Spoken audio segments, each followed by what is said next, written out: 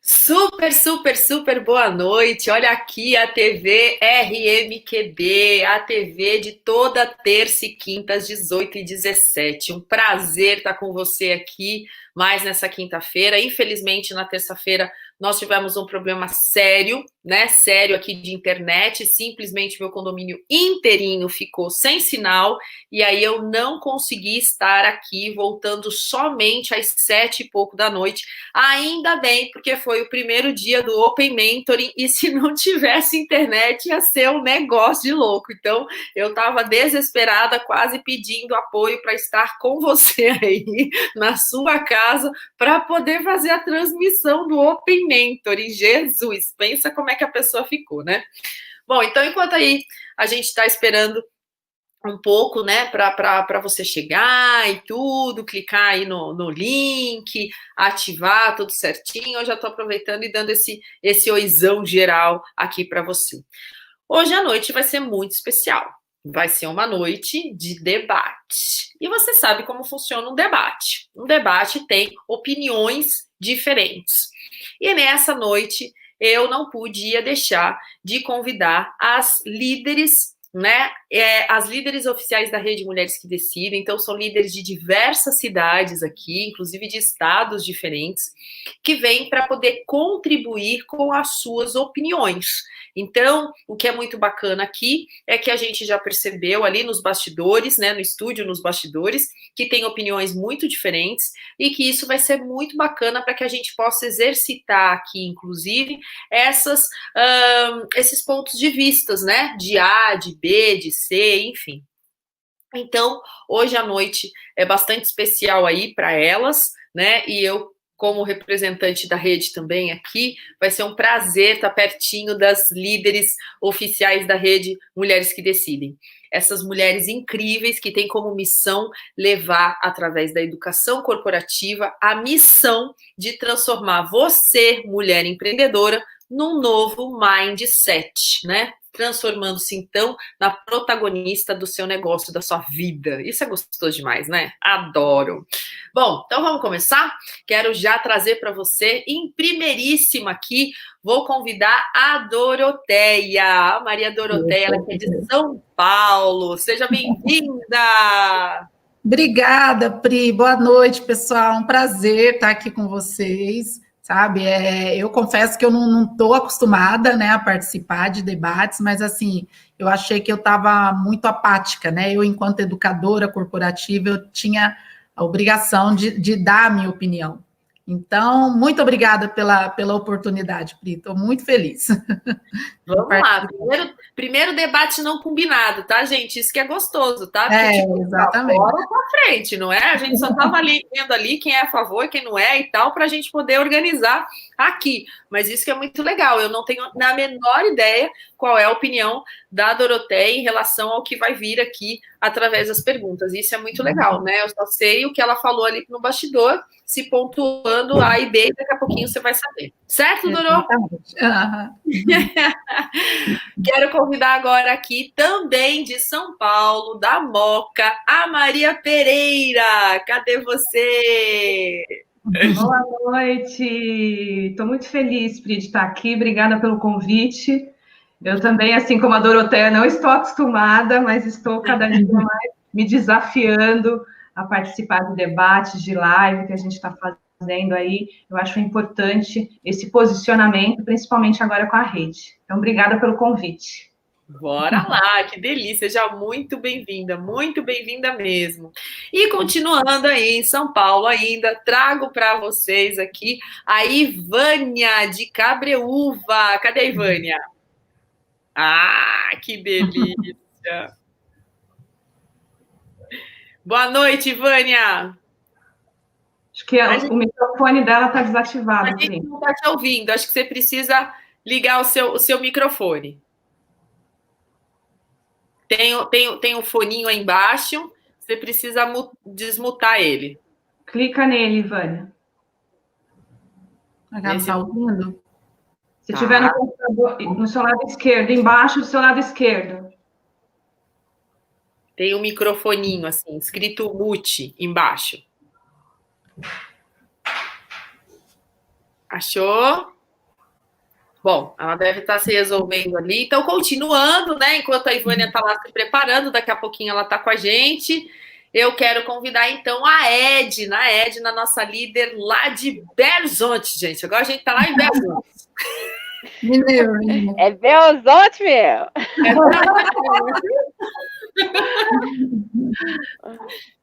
Boa noite! Como é que Quero tá parabenizar você aqui. Como é que tá o pão de queijo aí? Pão de queijo que tá bom demais, Su. Muito bom. Que saudade desse pão de queijo, viu? É muito gostoso.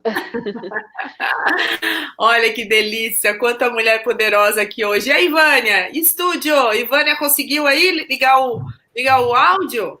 E agora? Agora Eu saí e voltei. Show de bola. Boa noite, Ivânia. Ó, tô filmando, viu? Tô fazendo live. Ó, que delícia! Bom demais!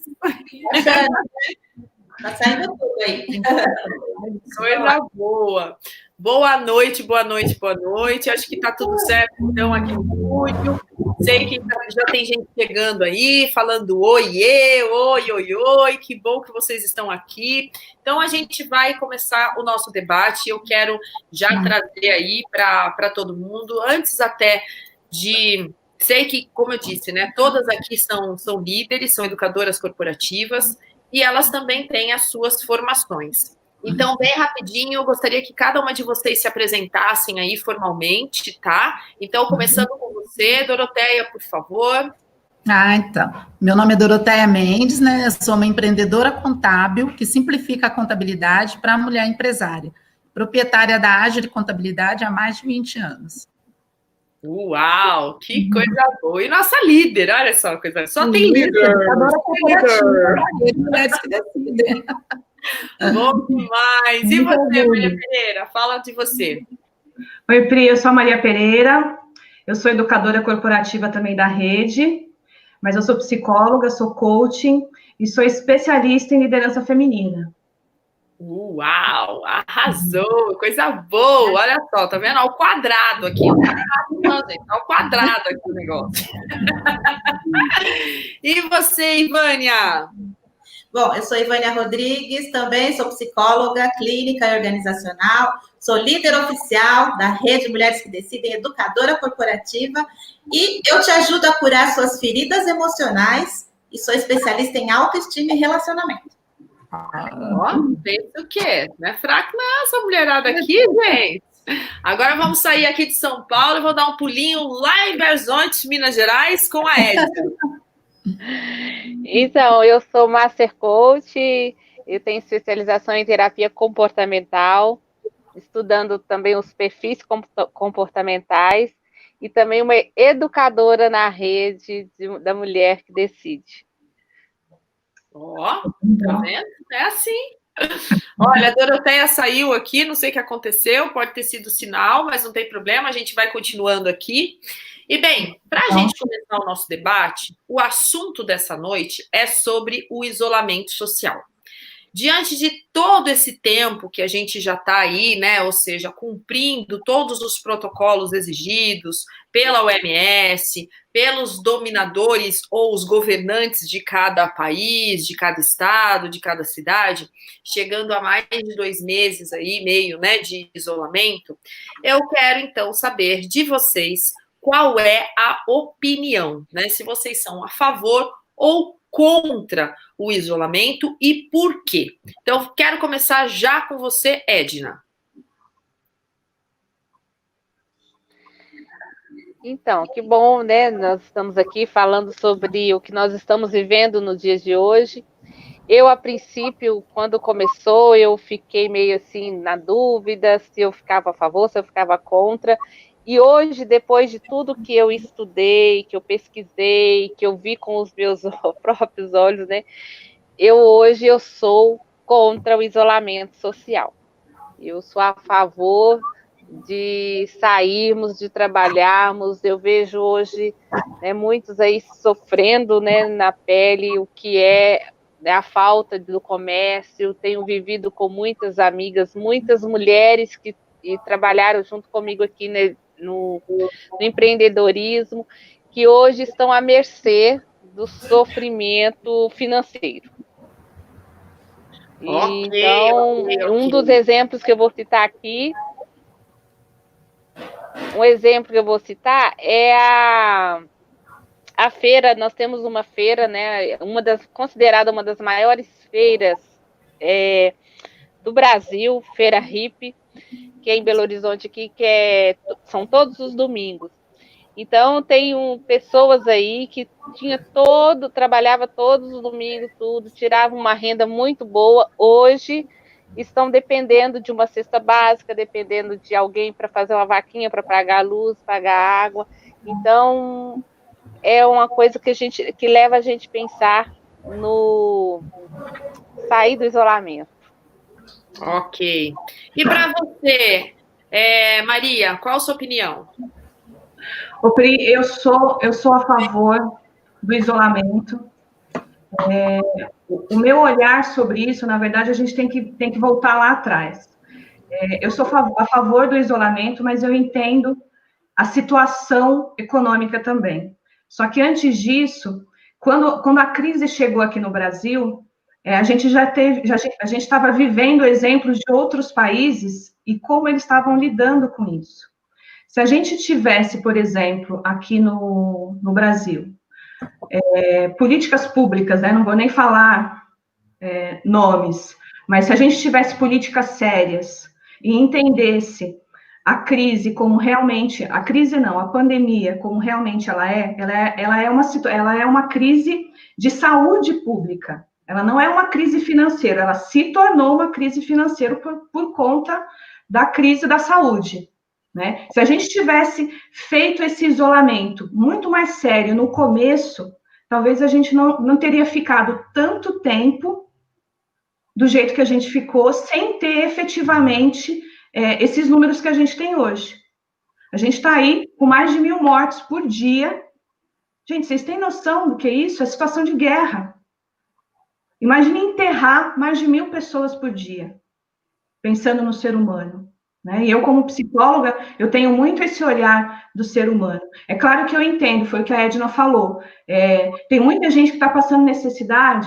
Tá. Tem muita gente que não tem, por exemplo, de como levar o seu negócio para o digital, ou como trabalhar em home office. Eu entendo isso. Mas se a gente tivesse políticas públicas sérias, que ajudassem essas pessoas, e que também a população em geral, nós aqui, nos dessemos as mãos para ajudar quem realmente não tem condições, eu acho que a gente não estaria hoje nessa crise que a gente está. Né? Então, é muito maior, é muito mais complexo, mas a minha opinião é essa, é do isolamento, é de cuidar das pessoas, é de pensar na questão da saúde. Lá atrás, quem trouxe esse problema, vamos dizer assim, foi a classe média, no começo, né? As pessoas que viajavam, trouxeram para cá. Só que isso chegou, o nosso medo era atingir a população pobre, e foi o que justamente está acontecendo agora. Então, está chegando nas favelas, né? Está chegando nas favelas. A grande maioria agora que está nos hospitais, que está nessa situação crítica, é justamente quem não pode. Então, é nesse sentido que eu sou a favor do isolamento social. Ok. E para você, Doroteia, qual a sua opinião? Opa, Pronto. Eu confesso, Pri, que no início eu estava assim, sabe, até com muito medo, totalmente a favor do isolamento, né? Mas eu acreditava, assim, é lógico, né, o nosso sentimento, assim, de proteção à vida é muito grande, naturalmente, no início, todo mundo, boa parte da população, se não me engano, 70% se isolou, né? Mas a gente acreditava que fosse durar, sei lá, um mês. E se tivesse mantido esse nível, esse percentual de isolamento, provavelmente em um mês a gente já estaria voltando gradativamente, né? E agora, nesse momento, eu, né, com todas as informações que que eu tenho colhido, né, vendo as notícias, tal, comparando a situação do nosso Brasil com outros países da Europa, que se tratando de extensão continental, né, são muito menores, a política lá é outra, entendeu? Então, hoje eu sou contra o isolamento, mas desde que seja feito sei lá, uma flexibilização, né?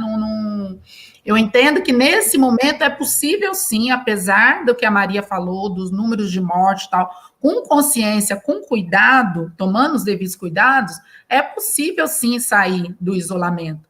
Hoje mesmo eu estava conversando com um cliente e ele falou o seguinte, ele que é ativo, eu não sei bem qual a função que ele exerce na prefeitura, mas ele tem uma confecção e pretende se candidatar a vereador na próxima eleição, e ele, né, participa de debates na prefeitura, está sempre lá na Câmara dos Vereadores, e o que ele me trouxe foi que dos 20 municípios, estou falando a nível de São Paulo, tá, gente? Dos 20 municípios mais afetados de São Paulo, 16 estão na periferia.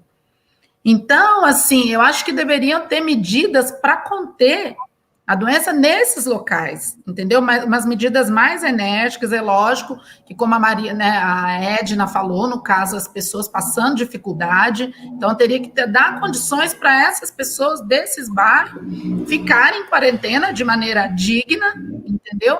E aos outros bairros que não estão, né, não estão, os números tão elevados de infecção, poderia, né, voltar, continuar trabalhando. Né, eu não entendo de políticas públicas, eu não sei como isso seria feito, né, num Brasil tão grande, mas eu sei que tem cidades, por exemplo, que tem 4, 5 infectados, entendeu? Então, é possível, sim, a minha cidade, no sul de Minas, que eu também sou mineira, viu, Edna? Moro aqui em São Paulo, mas sou mineira. A minha cidade tem 5 casos. Tudo bem, tem 25 mil habitantes, mas 5 casos, nenhuma morte, graças a Deus, porque lá também não tem nem respirador no hospital, entendeu? Eu não estou indo para lá, faz 4 meses que eu não vejo a minha mãe, então, assim, se a gente tivesse uma política pública mais, sabe, mais consciente, se a gente não tivesse feito dessa crise da saúde uma crise política, com certeza a gente não estaria sofrendo tanto, não estaria tanto tempo em quarentena. Se não me engano, o Brasil, de todos os países que estão sofrendo com essa pandemia, o Brasil é que ficou mais tempo em quarentena. Entendeu? Então, assim, eu entendo o lado da saúde, mas a gente está ficando doente emocionalmente de ficar preso. Hoje uma amiga, vizinha, amiga muito querida, ela passou aqui na rua, no meu portão, me chamou, eu saí lá, falou, Dora, eu precisava sair, senão eu ia ficar louca, sabe? Aí nós nos sentamos aqui com certo distanciamento, ficamos sentadinhos ali no sol, conversando, entendeu? Só o fato dela sair um pouquinho, tomar aquele solzinho, bater um papinho, a gente deu ela já foi embora melhor. Então, eu confesso, falando por mim, a saudade tá acabando comigo, entendeu? Eu entendo o lado da saúde, mas eu acho que como tá mais de 1.000 mortos, tal, eu acredito que se fizesse como se diz, uma testagem mais longa, muita gente eu acredito que até eu peguei já o Covid, sabe? Tive um resfriado, uma gripezinha. Provavelmente já adquiri anticorpos, então, sabe, teria que ter esse mapeamento, que região que pode, que região que não pode, de que forma seria feito, mas isso teria que ser feito, teria que ter começado desde o início, sabe? Mas, infelizmente, né, entendeu? Mas, nesse momento, eu acho que, assim, com consciência da população, principalmente se prevenindo pessoalmente, com luva, né, máscara, eu acho que é possível, sim, a saída do isolamento social. E para você, Ivânia? Qual a sua opinião? Eu estou aqui escutando as meninas e a minha resposta não dá para ser feita sim ou não. Sim, sou a favor. Não sou a favor. Ela é muito categórica, mas eu já tive vários pensamentos desde que aconteceu toda essa quarentena. Eu já tive o pensamento, será que é tão assim? Em Jundiaí a gente não tinha muitos dados. Aí eu atendi uma paciente enfermeira dos nossos hospitais daqui. Aí a minha visão mudou totalmente. Quando eu pensava que não tinha nada, ela me disse que tinha 18 entubados no São Vicente, 50 no internações. que o vigia, o segurança tinha morrido, 40 anos de idade. Então, assim, aí a minha visão mudou. A partir daí, eu comecei a pensar mais, sim, que o isolamento, sim, é a solução. Concordo em muito do que a Maria Pereira falou. Nós, como psicólogos, a gente olha muito essa questão do ser humano. Me preocupa muito a crise econômica. Me preocupa muito porque as pessoas estão adoecendo, porque não tem como colocar comida dentro de casa, não tem como, está vivendo de doações, está vivendo da misericórdia dos outros, né? E isso desmerece o ser humano, isso faz com que o ser humano se sinta a pior coisa do mundo. Então, assim, a crise emocional, saúde mental totalmente comprometida. Casos de suicídio, sim, vão aparecer e muitos. E pode ser que já esteja acontecendo e a gente não tem esses dados. Depressão vai aumentar? Sim, muito. Todos os meus pacientes que eu tinha dado alta estão voltando. Todos os pacientes estão voltando a me procurar. Então, é realmente caótico. Então, só que assim, quando eu penso na crise econômica, na crise emocional, tudo, eu penso sobre uma flexibilização por causa das pessoas que são os serviços essenciais, claro. E assim, o isolamento, ele é preciso ser feito, só que o Brasil, a sociedade não está acostumada a essa coisa da conscientização. As pessoas precisam ser mais conscientes. Se eu posso fazer meu trabalho de casa, por que raio que eu vou estar na rua? Eu posso estar em casa. Tem muitas pessoas que estão trabalhando no home office, está dando muito certo. Então, continue. Só que se colocar uma flexibilização e abrir para as empresas, o que vai acontecer? A arrogância, o egoísmo e aquela ganância de não, vamos ter que voltar. Aí é que acontece, tira todo esse pessoal que está em casa e vai para a rua tudo de novo. Então, eu não sei se essa flexibilização no Brasil funciona exatamente por causa da conscientização. Se funcionasse, para mim, seria a minha resposta. Flexibilização, quem pode ficar em casa, continue. Eu vou fazer uma live no sábado e eu vou fazer, gente, eu fui convidada pelo pessoal, os administradores da comunidade, os que estão ajudando a comunidade Elisa Maria, no epicentro da contaminação do estado de São Paulo, que é a Vila Brasilândia. Não sei se vocês sabem. A Zona Norte, a Vila Brasilândia, é o epicentro, é o foco da contaminação. E eu fui convidada para ajudar eles, para orientar, porque eles estão sem orientação. A prefeitura diz que só chega, as ajudas só chegam nas bordas, não chega dentro. E a Maria Pereira falou das favelas. Está começando a entrar na favela, Maria? Não, já está. Já entrou, eu sei. São 144 mil moradores, só nessa comunidade que eu vou fazer a live para ajudar eles. Ela é a 4ª maior do estado de São Paulo. Agora, você imagine as outras. E aí, o que acontece? Ontem eu fiz uma reunião com eles, e até interessante, eu estava participando desse debate aqui agora, né? E eu vou falar no sábado exatamente, gente, fique em casa. É a orientação que eu vou dar para eles. Quem pode ficar em casa, fique. Por quê? Porque as pessoas, eles falaram que eles estão na rua, eles estão empinando pipa, eles estão levando uma vida praticamente normal, porque eles estão sem orientação. Então, é muito complicado quando a gente fala de liberar o isolamento. Tem muitas pessoas morrendo por dia. O Hospital Cachoeirinha abre 200 covas ou mais por dia. Só que isso não é falado. Isso não é televisionado. Você entendeu? Então, está tendo a crise econômica, as pessoas precisam voltar para o trabalho, precisam ganhar dinheiro. Tá, mas aí vai morrer todo mundo? Todo mundo não. Aqueles que contraíram, vai morrer? Ah, Ivânia, mas não é todo mundo que morre, mas tem aquele que morre. Em Cabreúva, uma pessoa de 40 anos de idade, ciclista praticante. Quando você lê uma notícia dessa, uma pessoa de 40 anos de idade, ciclista praticante, foi a óbito, o que você pensa? Um ciclista praticante está bem, né? A saúde dele, no mínimo, está legal, o sistema imunológico, a pessoa que faz exercício, está melhor que eu. Óbito. E aí, como é que faz? Um comerciante.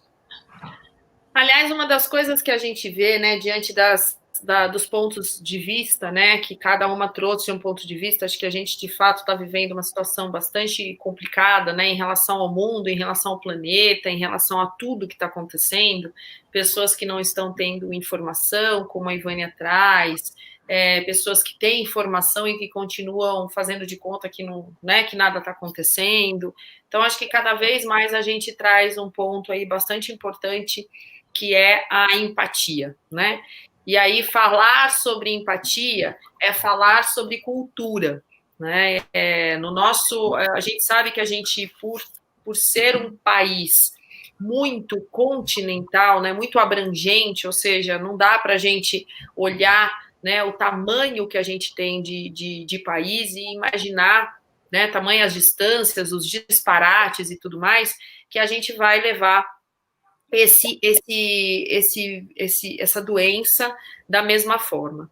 Até porque a gente sabe que a gente não tem uma liderança forte, né? Quando a gente traz aí do aspecto governamental. Então, e não adianta, né? Se você tem uma empresa, você sabe que numa empresa, se você não for uma líder, e aqui estamos formadas por líderes, se você não for uma líder empenhada, uma líder forte, uma líder que sabe coordenar, os outros departamentos vão fazer o que for, né? E, infelizmente, isso está acontecendo. É como se a gente tivesse departamentalização nos estados, departamentalização nas cidades, e que cada um está fazendo o que quer, né? Então, vamos fazer isso, vamos fazer aquilo e tal. E aí, o que está acontecendo com os colaboradores? Se a gente tivesse que pintar esse mapa como uma verdadeira empresa, onde, né, o dono da empresa não tem voz, não tem liderança, ele não sabe se posicionar. E aí, claro, independente de partido, a gente não vai falar absolutamente nada sobre isso, eu estou trazendo um panorama, né?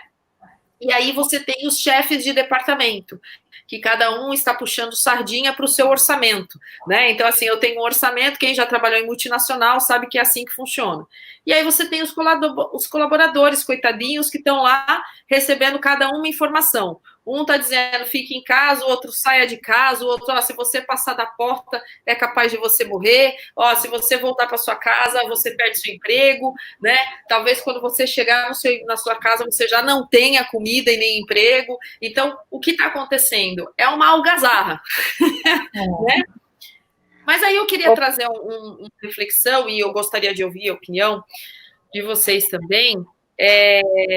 Quando a gente trata uma doença como essa, numa expressão como a que ela tem, numa agilidade como ela age, né, para as pessoas, independente se com saúde, sem saúde, porque ninguém sabe como o vírus ele pode atuar no teu corpo, né? Então é de cada um, e aí a gente não tem como prever também essa questão toda. Eu penso sempre na questão da dignidade, porque é uma doença também que rompeu a dignidade das pessoas, né? Como a Edna trouxe, a Ivânia adorou, a Maria. Então, poxa, eu não tenho mais o direito, né, de ir e vir, o direito de trabalhar, o direito de, enfim, de comprar as coisas que eu desejo.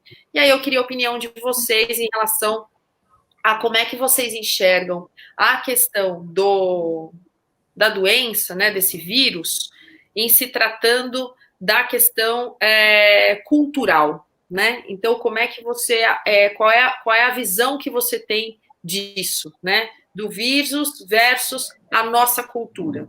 E aí eu gostaria da sua opinião, começando por você, Doroteia, qual a sua opinião sobre isso?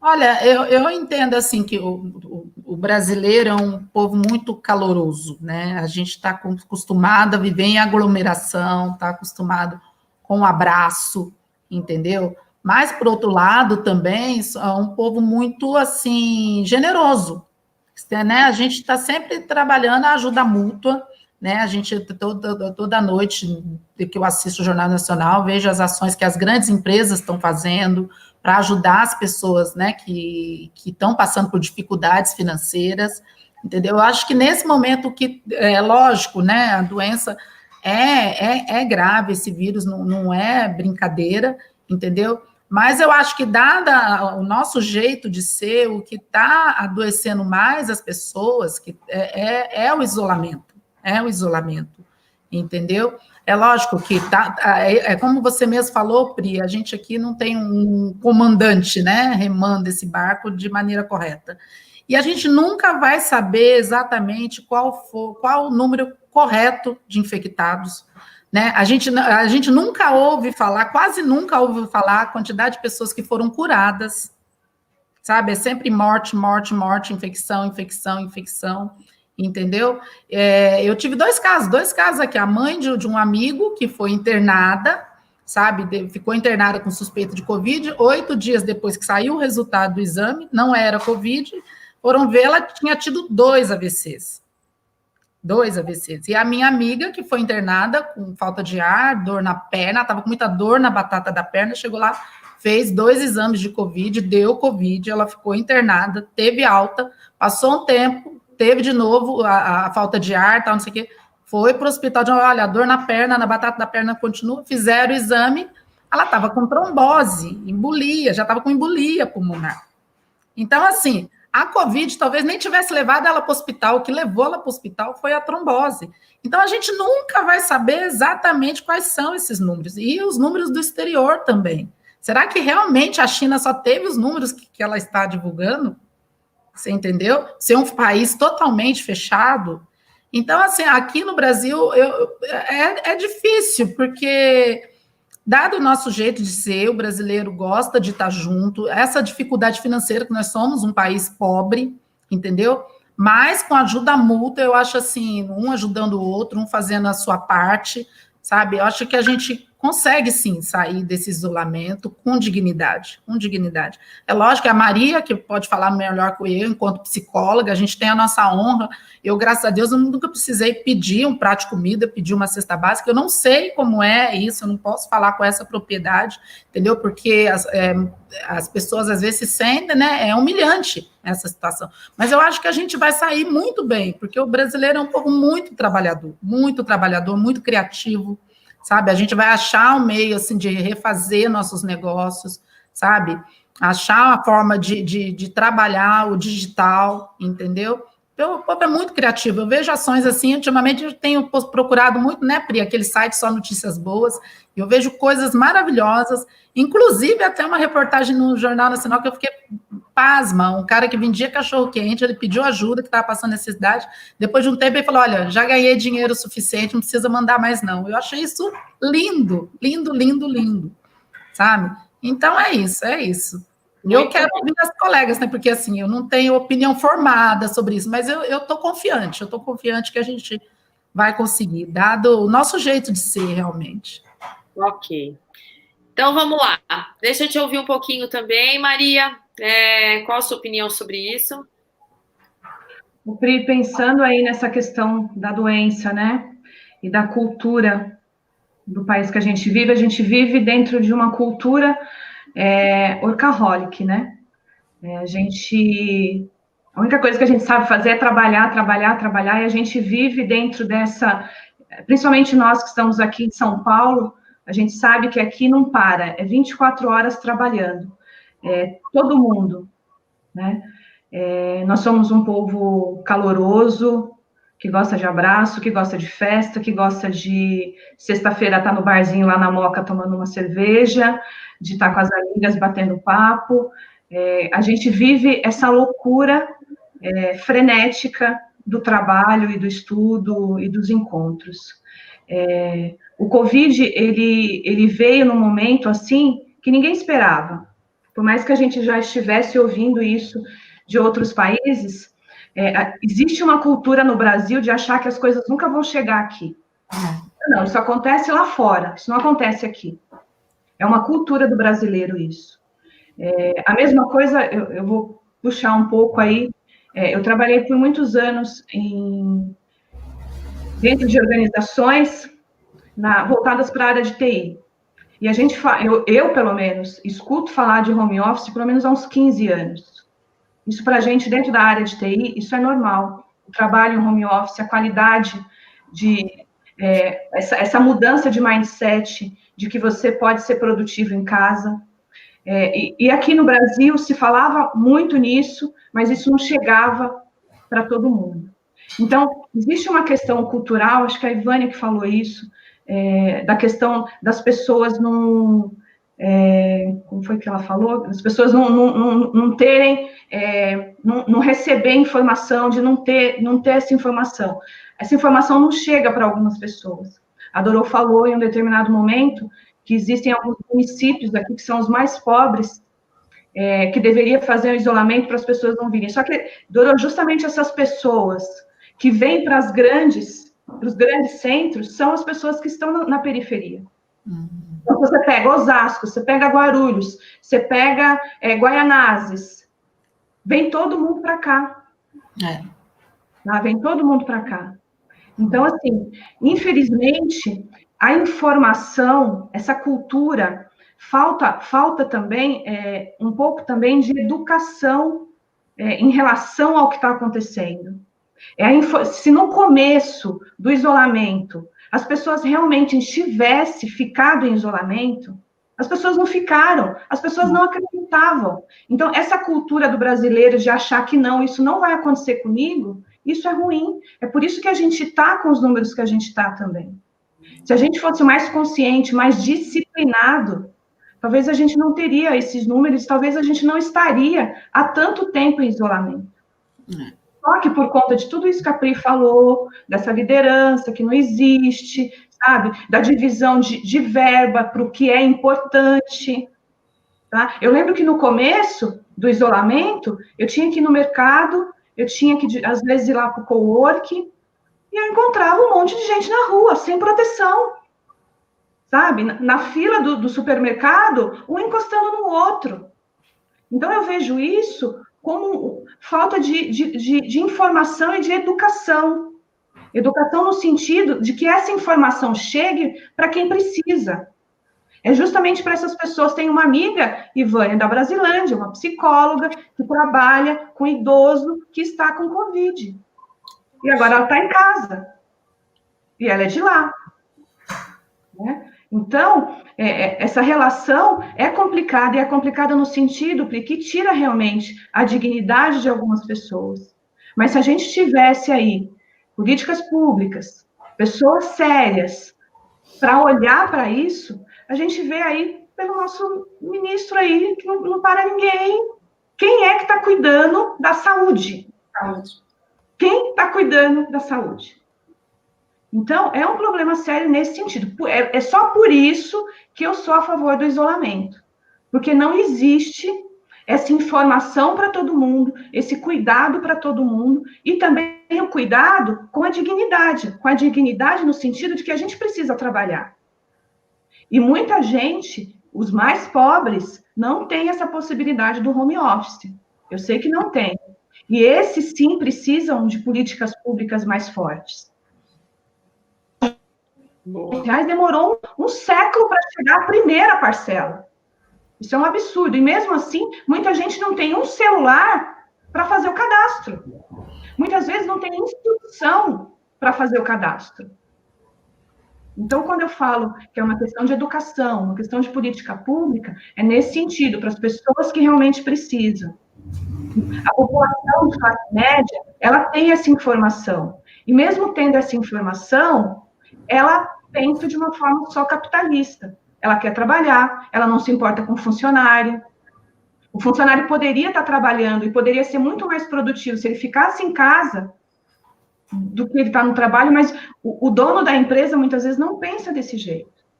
Né? O que eu falei do home office. Eu ouço falar de home office há mais de 15 anos, pratico isso. Só que aqui no Brasil, as pessoas desconfiam, sabe? Vou colocar meu funcionário em home office, ele vai ficar dormindo o dia todo. Sabe? Então, eu acho que falta isso para nós brasileiros aqui. Se a gente aprendesse um pouco mais, se a gente tivesse olhado lá fora, tivesse precavido de algumas coisas aqui, talvez a gente não estaria do jeito que a gente está hoje. Mas, Maria, no caso, isso que você falou, né? O povo não está respeitando a quarentena, principalmente não da periferia. No começo, teve uma adesão muito grande. E, sinceramente, assim, eu acho que o desespero em conseguir o dinheiro, levar o sustento para casa, foi o que fez as pessoas saírem da quarentena, e não a falta de informação. Não a falta de acreditar que o Covid que não ia chegar na gente. Então, chegou no momento, os primeiros 15, 20 dias, então tá, vamos ficar em casa. O dinheiro acabou, o armário vazio, né? Como costuma falar, não tinha mais comida no armário. O que quer dizer? Tinha que sair para buscar o sustento.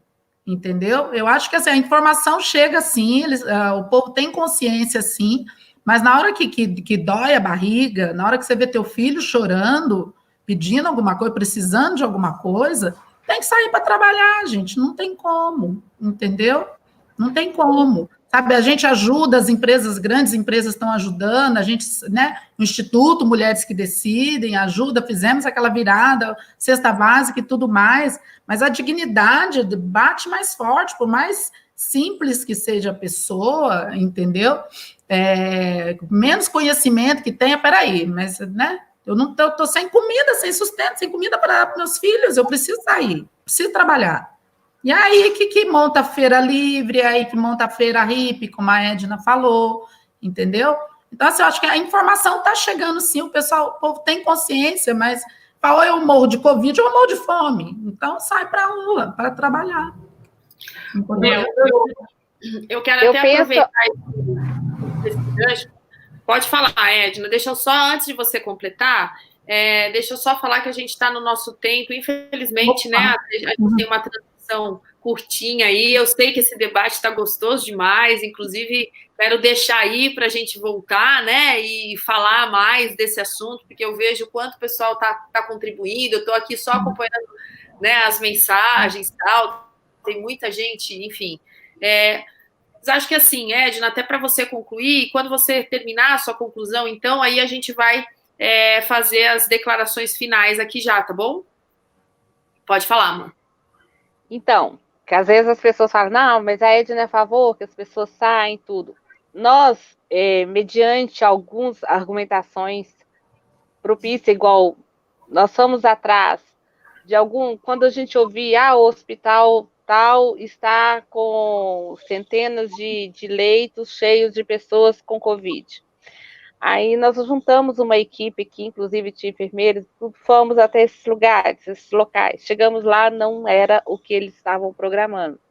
Aí sentamos com alguns médicos, conversando com alguns médicos, e eles nos, assim, acalmou, falou sobre Covid, inclusive citou o exemplo, né, da África, a África, eles tiveram um tratamento lá com a heparina, que é um anticoagulante, ele falando que acontece, por que muitos morreram, né, na Itália, por que muitos hoje estão, né, conseguindo recuperar do Covid no Brasil. Porque, igual, quando a pessoa, né, ela adquire, né, o Covid, ele ataca o sangue, coagulando o sangue, e isso impede que o sangue chegue aos pulmões. E quando falta sangue, a pessoa não tem condições de respirar. E aí onde eles vêm com o respirador, e aí é mais difícil ainda. Então, quando a heparina, né, quando eles usaram a heparina lá, o anticoagulante, o que aconteceu? Reduziu essa coagulação, fez com que o sangue circulasse e a pessoa voltasse a respirar. Então, tem muitas coisas que a gente tem que ir atrás. Procurar de fontes seguras, procurar realmente conversar com o médico, ir nos hospitais. Eu estive em alguns hospitais onde o lugar, né, eles isolaram lugares onde eles iam receber pessoas com suspeita de Covid, estava totalmente vazio, sendo que o outro lado, lá onde atende pessoas com problemas cardíacos, hipertenso, estava lotado. E não tinha nada de Covid. Então, tem muitas coisas aí que a gente tem que ir atrás. E então, aí eu vejo, né, a pessoa falando, nós temos em home office, todo mundo já está em home office. E a empregada doméstica, como é que ela vai trabalhar em home office? E o padeiro, como é que ele vai fazer o pão em home office? Então, tem muitas coisas. Então, a classe média baixa, ela não tem condições. Tem pessoas que não têm uma internet para trabalhar em home office. Então, nós temos que ter essa empatia de colocar no lugar dessas pessoas, sim, e buscar um auxílio, né, de igual muito nós estamos fazendo aqui, é colocar máscara, se precaver, lavando as mãos, usando álcool, e evitar aglomerações, e fazer com que essas pessoas tenham o seu trabalho, porém com segurança. E, então, existe muitas coisas por trás disso.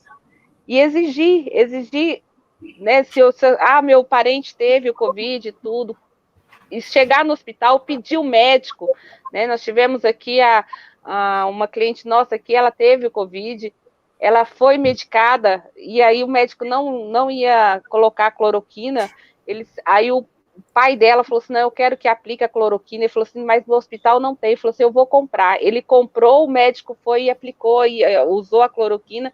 Hoje ela já, uma semana depois, já recebeu alta e está bem. Então, são todas essas coisas que nós temos que assegurar e buscar entender, né, o que está acontecendo realmente na nossa sociedade. E desligar realmente as notícias ruins e começar a buscar em fontes seguras o que realmente é o Covid. Olha, eu sei que esse papo é gostoso demais, né? As meninas estão aqui em polvorosa, um monte de comentário, tá uma delícia demais. Agora a gente precisa terminar por conta do nosso horário, do nosso compromisso, e eu quero deixar já aí um super convite para que a gente possa voltar a falar, né, mais sobre esse assunto, porque eu sei o quanto vocês têm para contribuir, o quanto vocês, né, as nossas líderes estão aí para essa contribuição, e a todo mundo que está aqui, inclusive, convidar, porque eu acho que nesse momento, tenho absoluta certeza que nesse momento, sozinho vai ser muito mais difícil. Agora, junto, fica mais suave. Então, mesmo que a gente não possa estar junto, coladinho ali, lado a lado, a gente pode estar junto aqui no digital. Então, hoje, as líderes da Rede Mulheres que Decidem desempenham papéis incríveis, né, dentro aí da jornada do aprendizado. Então, deixar para você aí, mulher empreendedora, a importância de participar, de não se permitir ficar sozinha, de não se isolar, de buscar estar com pessoas, sim, né, investir em você, por mais duro que seja o momento, mas saber que, sim, se você tem condição, né, continue fazendo os seus investimentos, não pare, porque quando tudo isso passar, só vai sobrar de verdade aqueles que se prepararam durante essa pandemia. Então, essa é a mensagem que eu quero deixar. Quero agradecer a cada uma de vocês aqui. Ivânia, maravilhosa, Ivânia Rodrigues, Doroteia Mendes, Maria Pereira, Edna Oliveira, né, Belo Horizonte, São Paulo Moca, São Paulo Zona Norte, Cabreúva, Jundiaí aí. Então, olha que delícia poder estar com vocês aqui de verdade, mesmo, tá bom? Então, vamos se despedindo agora. Meninas, gratidão. Solta aí a nossa vinheta, né? Bora lá, vou soltar a nossa vinheta então aqui. E muito obrigada mais uma vez por vocês estarem aqui com a gente, viu? Muito obrigada. Obrigada. Gratidão, bate e volta. Gratidão.